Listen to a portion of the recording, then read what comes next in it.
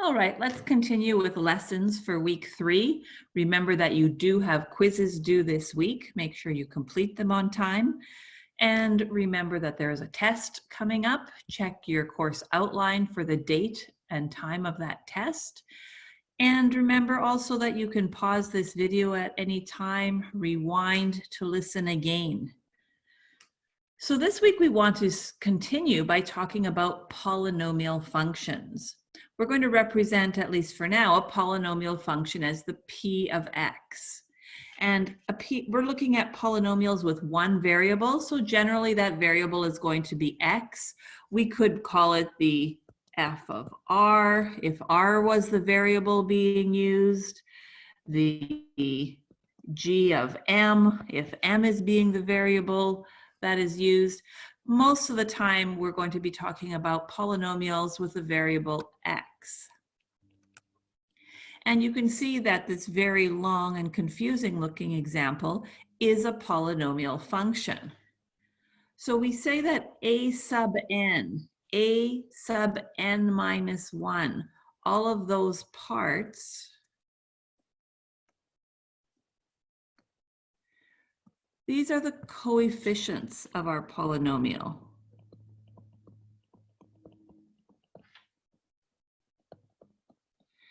They are the numbers that are multiplying our powers of x. That sub n minus 1, that's just counting the number of coefficients. And n has to be an integer. That means n is not a fraction, n is not a decimal, and n has to be greater than or equal to 0. So notice that in our last coefficient there, a sub 0, we could say that that's multiplying x to the power of 0. Because if you look at the powers on x to the power of 1, then we would have x to the power of 2, x to the power of 3, until we get to n. This is going to give us the highest power on x.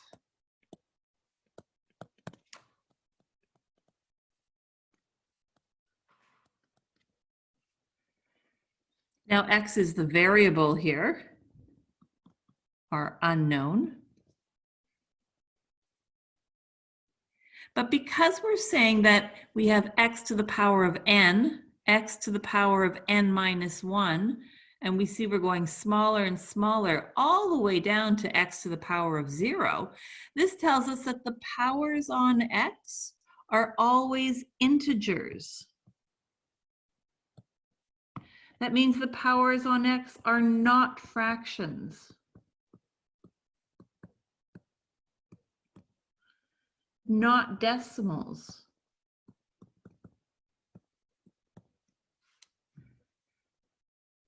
And of course, if it looks like we have just a to the power of, or sorry, just a, some number at the end, we are multiplying by x to the power of 0. So it is possible to have a 0 exponent on x.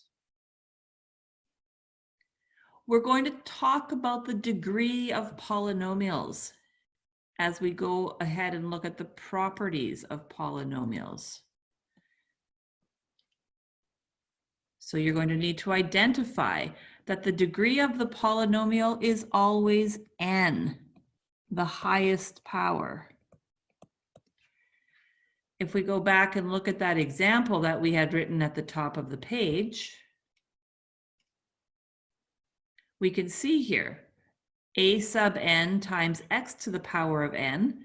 In this case, it's at the front of our polynomial. It also gives us the highest power on x. Every other power, n minus 1, n minus 2, n minus 3, all the way down to 1 and 0, all of the other powers on x are less than n.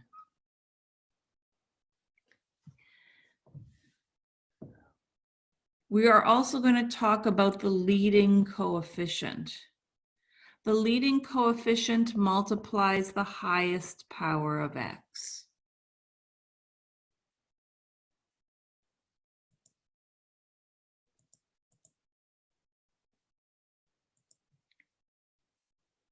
So let's look at this. The leading coefficient, then in my example here, this is my leading coefficient.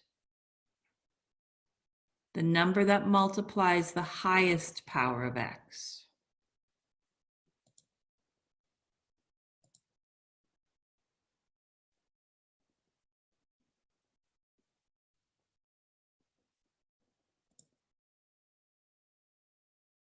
Let's look at this example of a polynomial function. We can see the coefficients, the numbers that are multiplying the powers of x. Notice that we're not writing down the numbers, the zeros, that are multiplying the powers of x that are not given.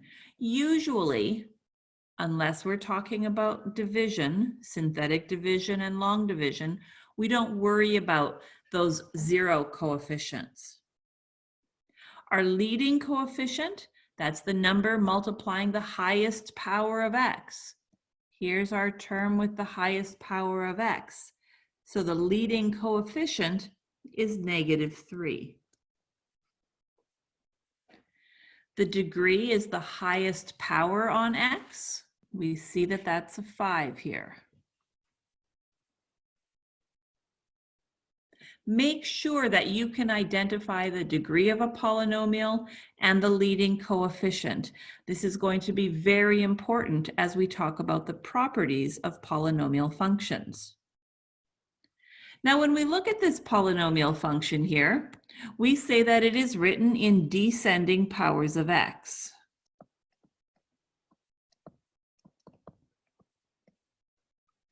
Oops, I wanted to put that down here. Sorry, let me see if I can erase that. I don't know why I can't. It is written in standard form. And standard form means that it is written in descending powers of x.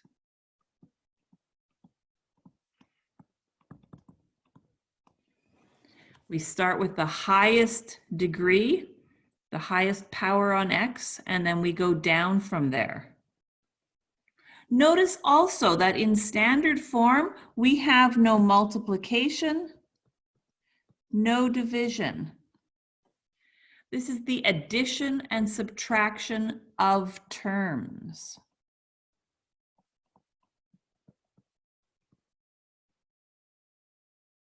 In fact, those of you who are in Math 99 will recognize that this polynomial has 4 terms, 4 parts that are being added or subtracted.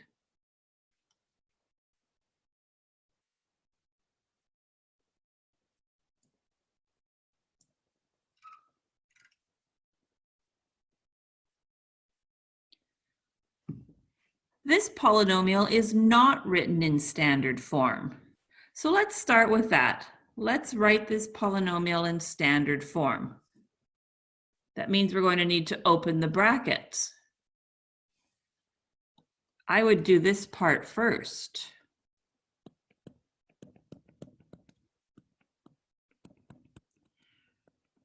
Remember, 2 minus x all squared means 2 minus x times 2 minus x. That means 2 times the second bracket minus x times the second bracket.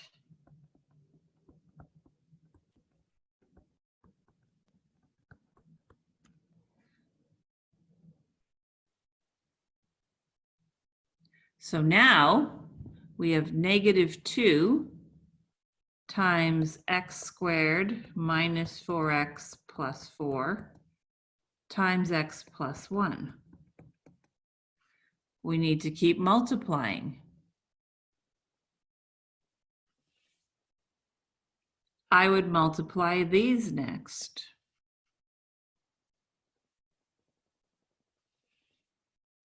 Pause the video, see if you can finish multiplying and opening the brackets for this polynomial function.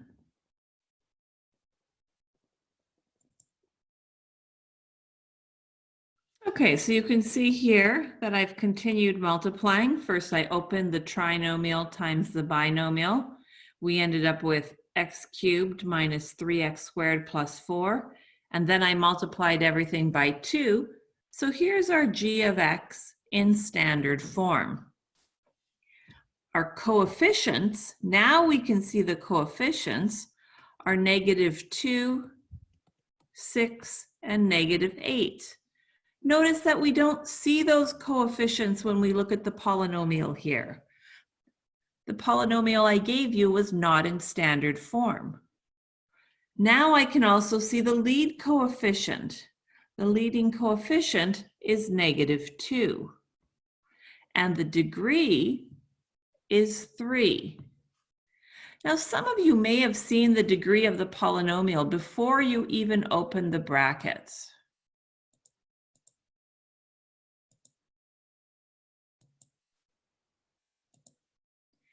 If you look back here, you can see that here we have an exponent of 2 that will go on x. So that opening that bracket will give us an x squared.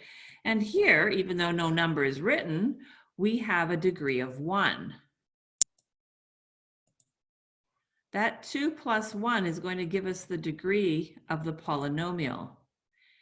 You're going to want to have some practice finding the leading coefficient and finding the degree of the polynomial. So let's look at the polynomials that I've got given below here. Well, they're not all polynomials. I want you to determine whether or not the given function is a polynomial, and if it is, write down the degree and write down the leading coefficient. So pause your video. When we look at the f of x, we see that yes, it is a polynomial. All of the exponents on x are integers. It has a highest exponent on x of 3, and that means that 7 multiplying the highest power of x is our leading coefficient. The m of x is also a polynomial function.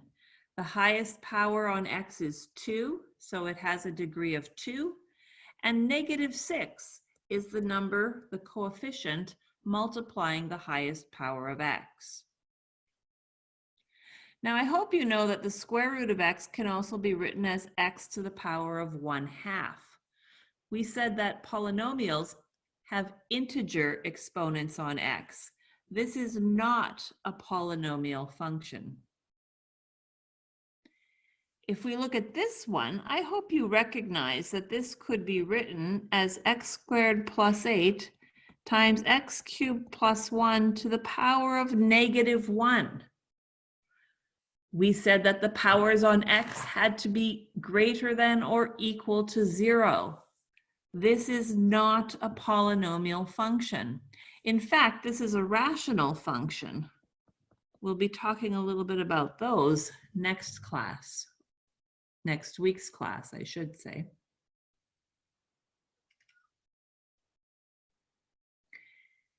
Now, when we look at the f of x here, maybe you can see that the degree is 5. I hope you can see that. When I open these brackets, I would have x squared minus 2x plus 1. And when I multiply x cubed by x squared, that would give me the highest degree of 5. In fact, when I open these brackets, I get 2x to the power of 5 minus 4x to the power of 4 plus 2x cubed. I can see that my leading coefficient, the number multiplying the highest power of x, is 2.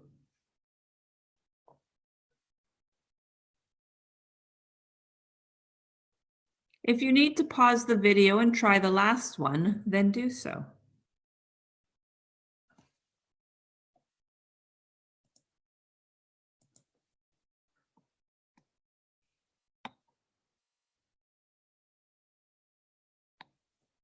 I see. Oh, what's happening here? That's not what I wanted to do.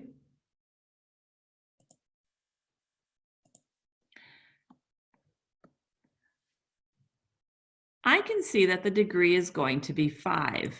Can you see that? If I opened up this bracket and multiplied 2 minus x times 2 minus x, the highest power of x would be x squared. If I opened these brackets, 4 minus x cubed, negative x times negative x times negative x would give me a highest power of x, negative x cubed.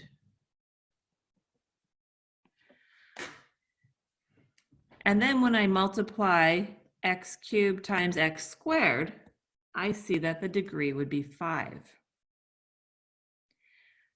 The number multiplying the highest power of x, well, I have 1x squared here and negative 1x cubed, all multiplied by 3. The leading coefficient here would be negative 3.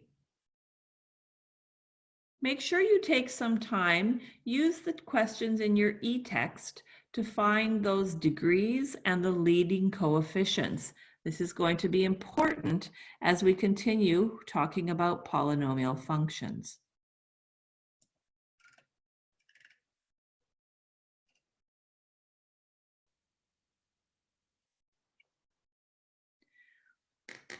We've been graphing different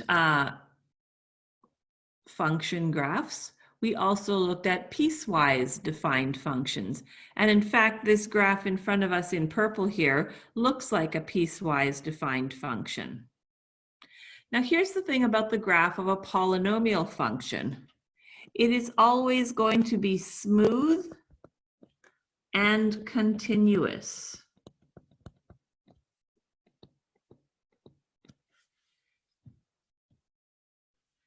Smooth means there are no sharp corners, no V's. Continuous means there are no jumps.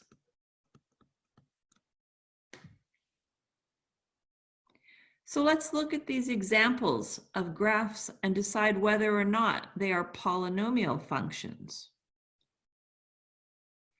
The first one is, it is smooth. There are no sharp points, and there are no jumps. What about the second one? It is not. There is a jump right here. You would have to pick up your pencil and go to the next part of the graph. It is not a polynomial function graph.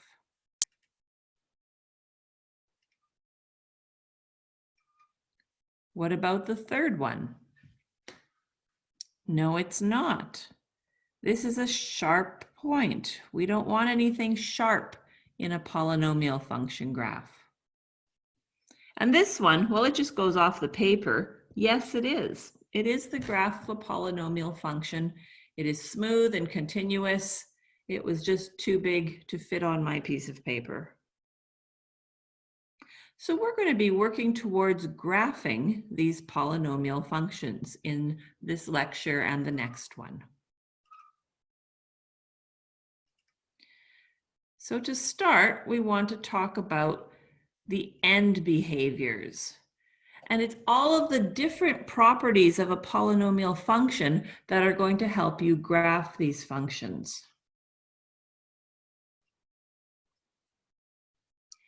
Let's start talking about functions of even degree. Now you already know a function of even degree. You know the graph of f of x equals x squared. We're also going to look at the f of x equals negative. That's not a very good negative sign. And I can't erase it again. Why not? There we go. Can you quickly sketch in those two graphs?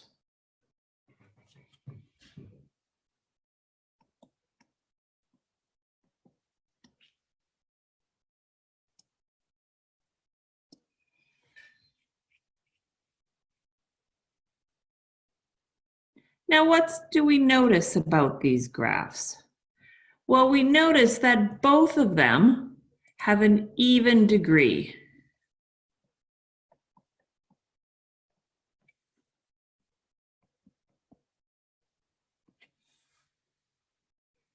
In the first one, we notice that the leading coefficient is positive.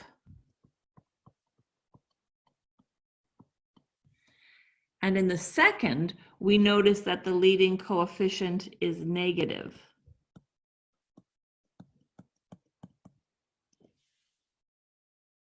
What's the difference between these graphs? Well, remember, we're looking at their end behavior. What are the graphs doing at the ends?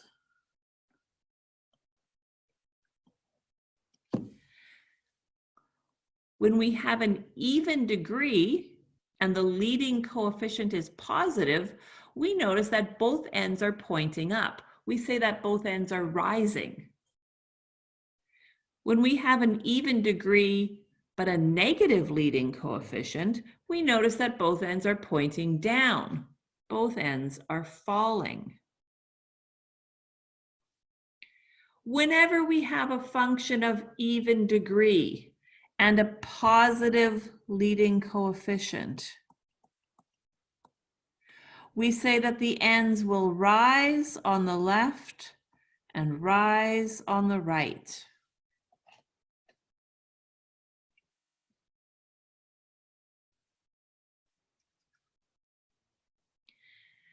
So that means the left end of the graph will rise, the right end of the graph will rise.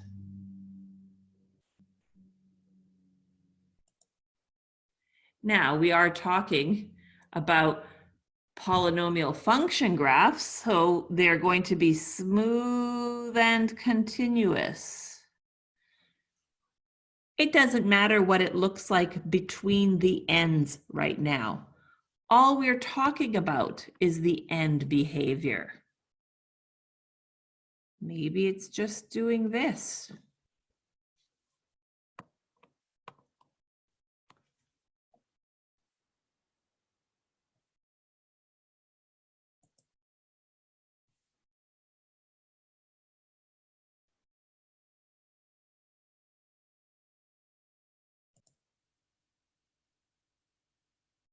Maybe it's doing this. But all we're looking at right now, when we have an even degree and a positive leading coefficient, is the ends. The ends will both rise. Now, if we have a function of even degree and a negative leading coefficient, then the ends will fall on the left and fall on the right.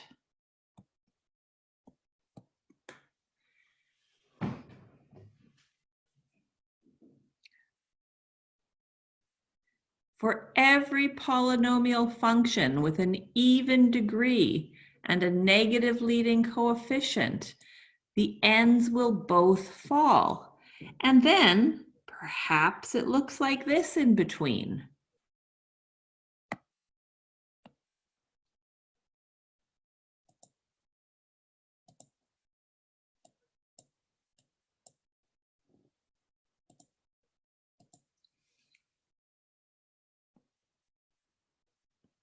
Oops, what happened to my graph? Perhaps it will look like this, as long as it's smooth and continuous. If we have a negative leading coefficient and an even degree, the ends will both fall.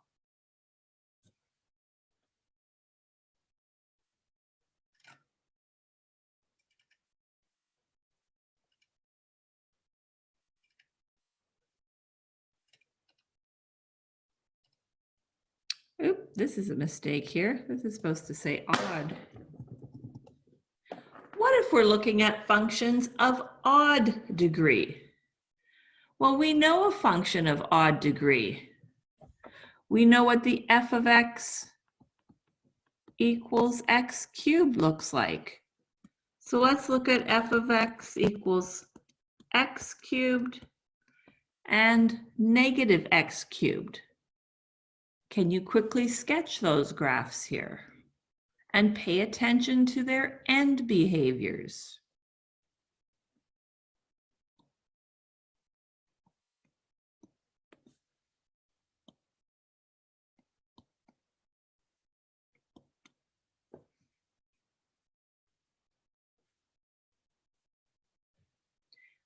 On the left, the degree is odd, and the leading coefficient is positive. What are the ends doing?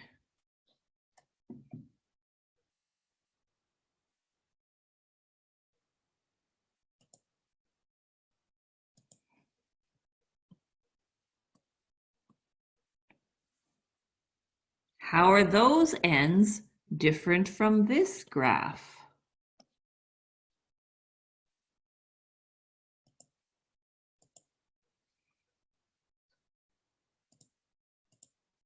On the right, the degree is still odd, but this time my leading coefficient is -1.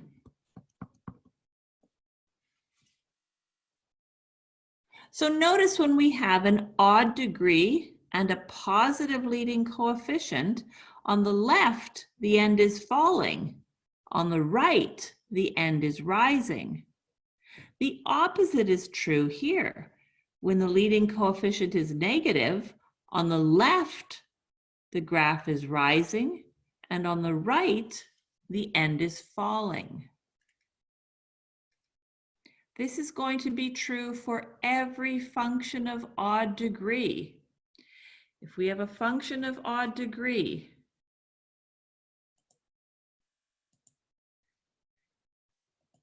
with a positive leading coefficient, the graph is going to fall on the left and rise on the right.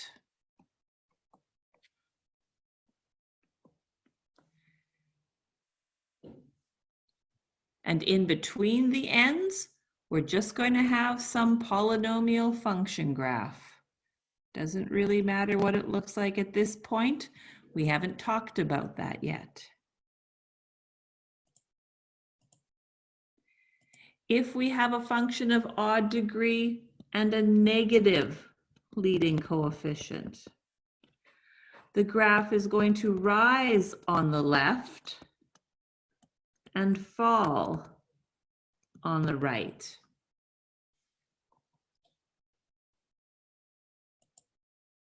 And in between, some kind of polynomial function graph that is smooth and continuous.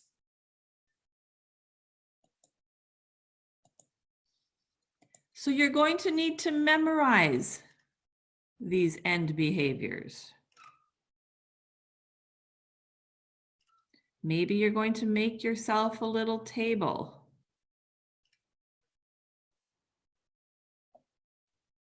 You can write even, positive, both ends up, negative, both ends down. An odd degree. If a positive leading coefficient, a negative leading coefficient. Somehow you're just going to need to remember them. Of course, we know these graphs. We know what x squared looks like. We know what negative x squared looks like. We know what x cubed looks like. We know what negative x cubed looks like. If you've memorized those basic function graphs, you already know what the end behaviors are going to do. Make sure you review those basic function graphs.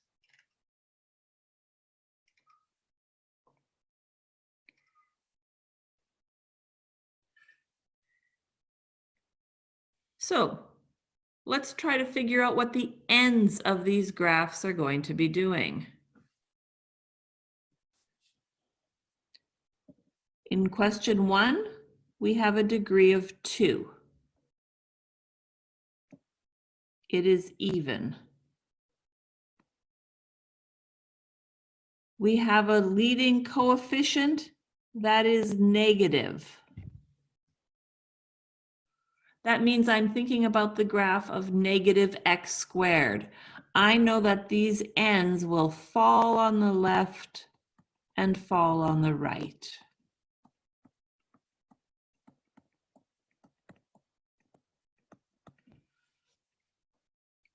Pause this video and see if you can find the end behaviors for the remaining questions here.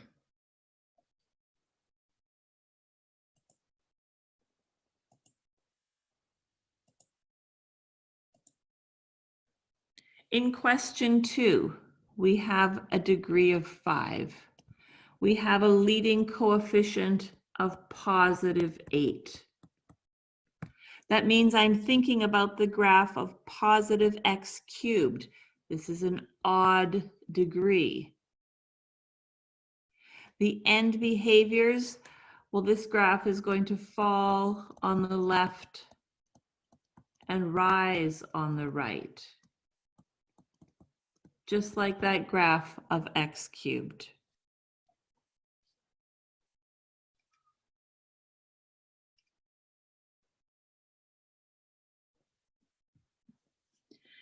In question 3, we see we have a degree of 8. It is even. It has a leading coefficient of 7. That is positive. That means the end behaviors are going to be the same as that graph of x squared. They are going to rise on the left and rise on the right.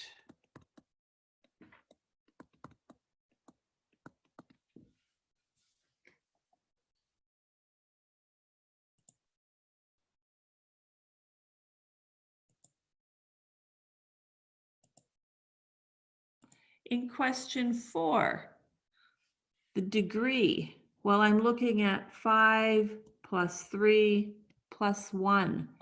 This has a degree of 8. I'm going to have negative 2 times x cubed times x to the 5. That gives me a leading coefficient of negative 2. It's negative. I'm thinking here, because this is even, about the graph of negative x squared, where both ends fall.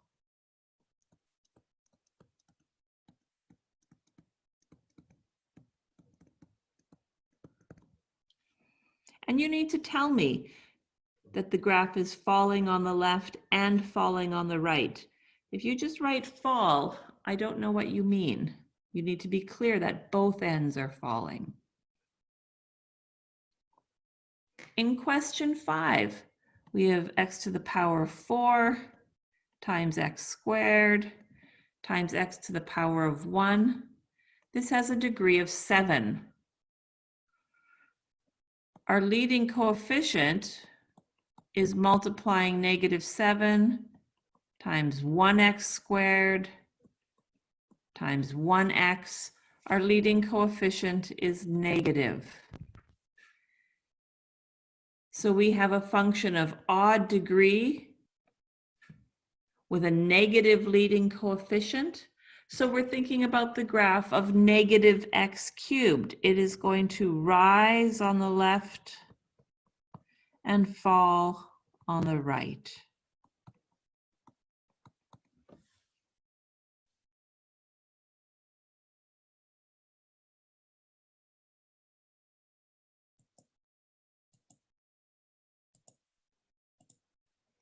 In question 6, I have x squared times x to the power of 1.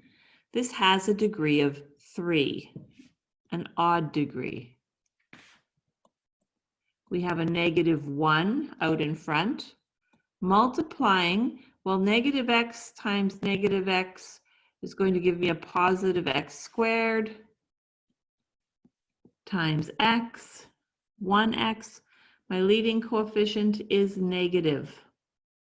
So again, I'm thinking about negative x cubed. My ends will rise on the right and fall on the left.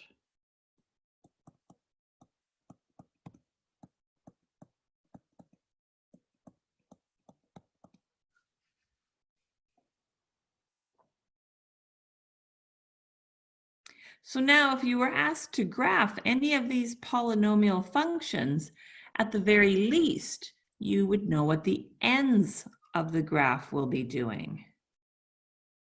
But we need to know what's happening in the middle. The x-intercepts are going to help us determine what goes on in between the ends. You've already been finding x-intercepts whenever you solve a polynomial equation. The first thing we usually want to do is factor. And then we solve for the polynomial function equals 0. Because remember, x-intercepts are found when y equals 0.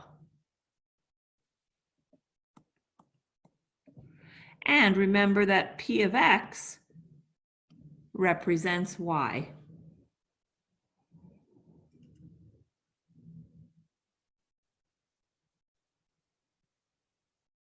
Ooh, that was weird. Let me get rid of that.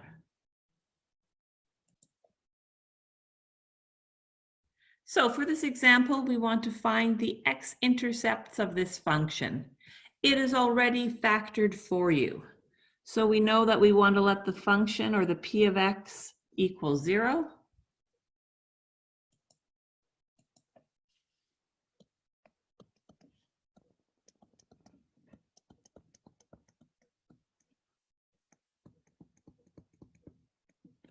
And we know how to solve this. We let each factor equal 0. I didn't need those brackets there. We see that x could equal 0, or 1, or -3. These are the x-intercepts of our graph.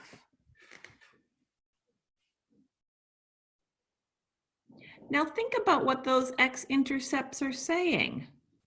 When x equals 0, that tells me that the p of 0 equals 0.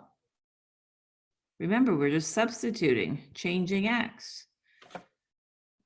The p of 1 also equals 0. And the p of -3 equals 0. So we want to start thinking about what these notations mean and how we use them when we're talking about polynomial functions.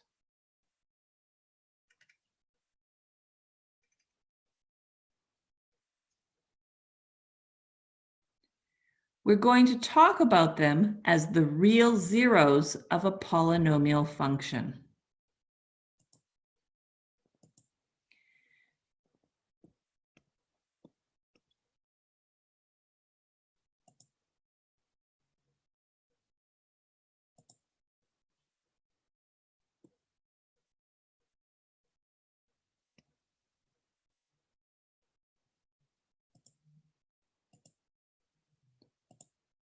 So, if f is a function and r is a real number for which the f of r equals 0, think about that.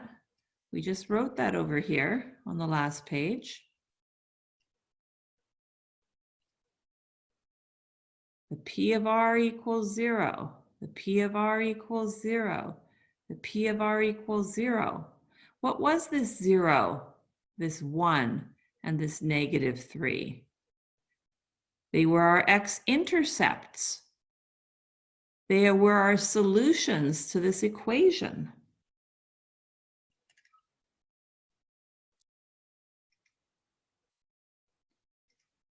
So if f is a function and r is a real number for which the f of r equals 0, then we say that r is called a real zero of the function.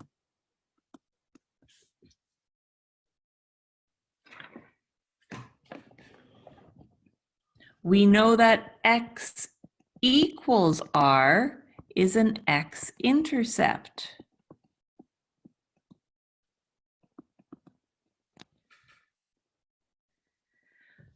We know that x minus r is a factor of the function. And we know that r is a solution to the equation f of x equals 0. There are 4 different ways that we can talk about this value r. So make sure you read that over and look at the example before this and see how these statements apply to each other.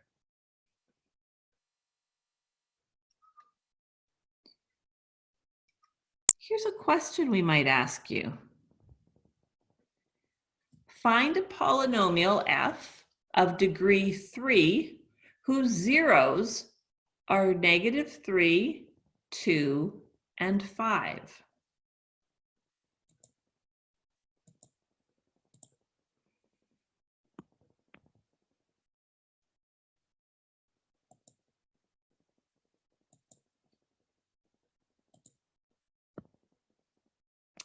Why is it doing this every time?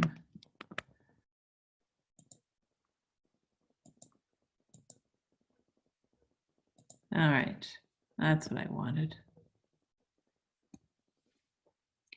So we want to find a polynomial of degree 3 with these zeros. Well, remember that r is a 0.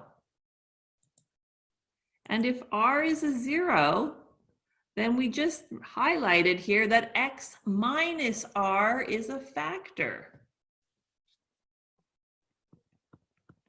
So we want a polynomial f. So there's my polynomial notation.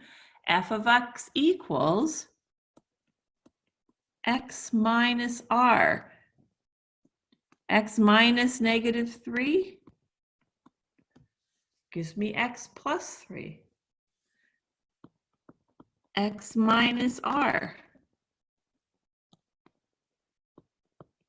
X minus r. Does this have a degree of 3?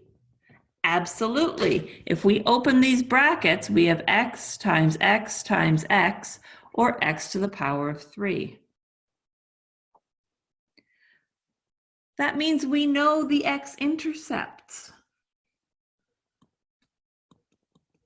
There's an x-intercept at -3, at 2, and at 5. We can also find the end behaviors. What if we are multiplying by +1? Well, then we have an odd degree and a positive leading coefficient. We're going to think about the graph positive x cubed, where the ends are falling on the left and rising on the right.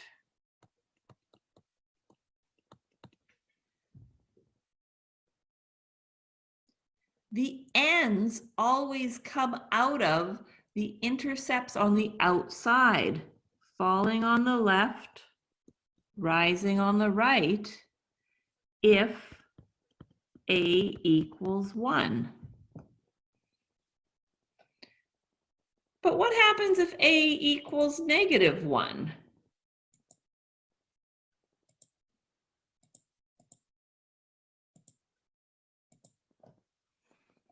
Well, we still have an odd degree, but now we have a negative leading coefficient.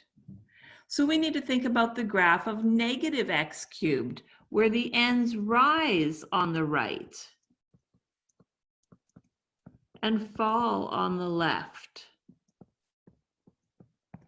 In this case, rising on the right, falling on the left, if a equals -1.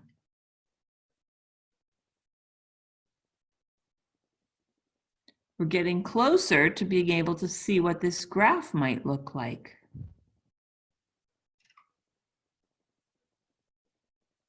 Look at question 2. Can you find two polynomials, f and g, of degree 4, whose zeros are -2, -1, and 3?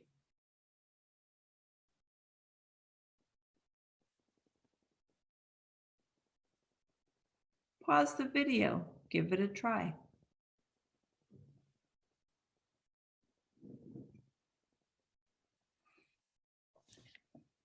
So we want polynomial f, so f of x. X minus r. X minus r. X minus r. Does this have a degree of 4? No, it has a degree of 3. You want to put an x here? No, no, no, no, you can't do that, because this is going to give me a real 0 of 0. I don't have 0 listed here. I can't add in another real 0. The only zeros are -2, -1, and 3.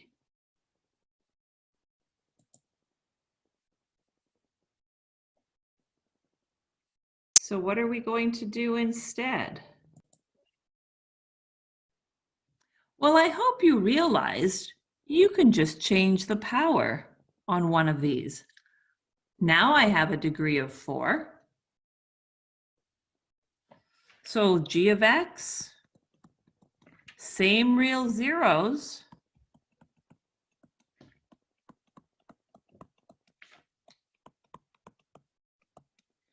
but maybe we squared this one. This one also has a degree of 4. There was actually a third possibility. I only asked for 2 of them.